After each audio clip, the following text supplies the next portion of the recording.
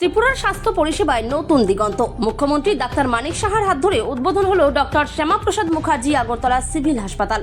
ত্রিপুরা আগরতলার স্বাস্থ্য পরিকাঠামোয় যুক্ত হলো এক ঐতিহাসিক অধ্যায়।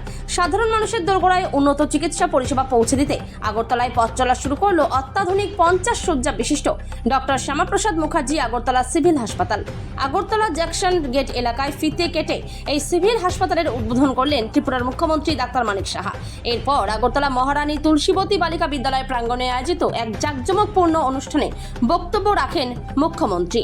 এই অনুষ্ঠানে উপস্থিত ছিলেন আগরতলা পৌর নিগমের mayor Dipak Majumdar, Monika Das Dutta, deputy mayor Ratna Dutta, corporator ও সেন্ট্রাল জোনের চেয়ারপারসন কিরণ গিত্তে সচিব, ত্রিপুরা স্বাস্থ্য দপ্তর ডক্টর মিলিন্দ রামটেকে সচিব, ত্রিপুরা নগরোন্নয়ন দপ্তর সাজু ওয়াহিদ এ, কমিশনার আগরতলা পুর নিগম এবং মিশন ডিরেক্টর NHM ত্রিপুরা, এছাড়া ও এক ঝাঁক বিশিষ্ট ব্যক্তিত্ব ও উচ্চপদস্থ আধিকারিকরা।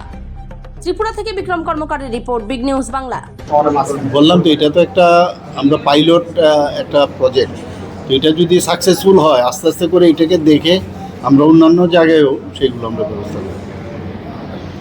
চিকিৎসক মুখ্যমন্ত্রীর কাছে বা বিশেষ করে বিধায়কের কাছে এলাকা মানুষের দাবি ছিল এরকম না, দাবি কিচ্ছু ছিল না। আর আমরা সরকার তো এখন বা এই মুখ্যমন্ত্রী দাবি তোলার আগেই অনেকের কাজ করে গেছে, কাজে এরকম দাবি ছিল না। কিন্তু আমি জানি মানুষ চায় যে পরিষেবা এবং স্বাস্থ্য পরিষেবা আমাদের কাছে একটা প্রায়োরিটি সেক্টর। আমি নিশ্চিত যে এই এলাকার এবং আগরতলা সমস্ত যারা আগরতলাবাসীরা আছেন, শুধু আমার কেন্দ্রে না, এটা সব জায়গারই এখানে আশেপাশের যতগুলো আমাদের বিধানসভা আছেন তারাও কিন্তু এই ফেসিলিটিস পাবে, কারণ IGMGBতে একটু বৃত্ত থাকবে, এই ফেসিলিটিস ওনারা দিতে। এখানে যেমন সান্ধ্যকালীন বহির্বিভাগ, তো IGMGBতে তো একটা চাপ আছে, তো এই দুই হাসপাতালে সান্ধ্যকালীন বহির্বিভাগ চালু ভাবনা আছে। দেখি, এখন আমি তো বললাম কখন অবস্থা বুঝে সেইভাবে তার ব্যবস্থা নেব, নিশ্চয়ই নেব। মেজর এবং মেজর মানে সিলেক্টিভ বেসিসে মেজর এবং মাইনর দুটোই খোলা থাকবে। এখন পর্যন্ত আমার কাছে যা দেওয়া হলো, লেবার রুমও এখানে আছে, লেবার রুমও এখানে তৈরি আছে, কাজেই ডেলিভারি হবে। তো আস্তে আস্তে করে এটাকে ডেভেলপ করবো আমরা। আরও যেসব জায়গাগুলো এখানে আছে এগুলো ওরা যখন ছেড়ে দেবে, পাসপোর্ট অফিস আছে আমাদের, যে RBI আছে, তো ওদের জায়গাও দেওয়া হয়েছে। ওরা যখন চলে যাবে আরও এটা এক্সটেনশন হবে, মানে এটা ফুল ফ্লেজেড একটা হসপিটাল এবং মডার্নাইজ একটা হসপিটাল, কর্পোরেট স্টাইলে হবে সেটা।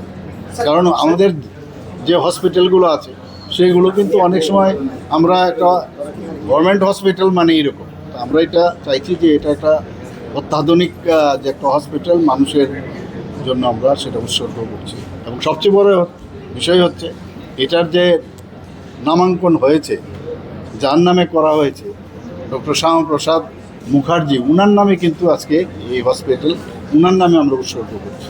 স্যার এই যে মডেল আজকে পেপারে দেখেছিলাম, কিন্তু এইরকম কোনো কে কোথার থেকে কীভাবে কে এগুলো ছাপায় আমার জানা নেই, কিন্তু এরকম এখন অবধি আমাদের ডিসিশন নেই। সিটি হাসপাতালে প্রাইভেট প্র্যাকটিস বন্ধ করার পরে সন্ধ্যায় এখানে OPD খোলা কি তারই একটা না, ও তো অনেক আগের পুরনো, আমাদের এটা তো সেদিন হলো, কিন্তু আমরা তো অনেক আগের থেকে এটা ডিসিশন নিই যে 1 বছর আগেই। তো আমরা জায়গাটারও প্রপারলি ইউটিলাইজ হোক, আর এখানে সবচেয়ে পায়ে হেঁটে চলে আসতে পারবে মানুষ। আশেপাশের যারা এরিয়া আছে তারা তো চলে আসবে, তাদেরও একটা নিশ্চিন্ত থাকবে এখন যে আমার বাড়ির কোনো পেশেন্ট যদি কোনো সমস্যা হয় ইমিডিয়েটলি এখানে আসতে পারে।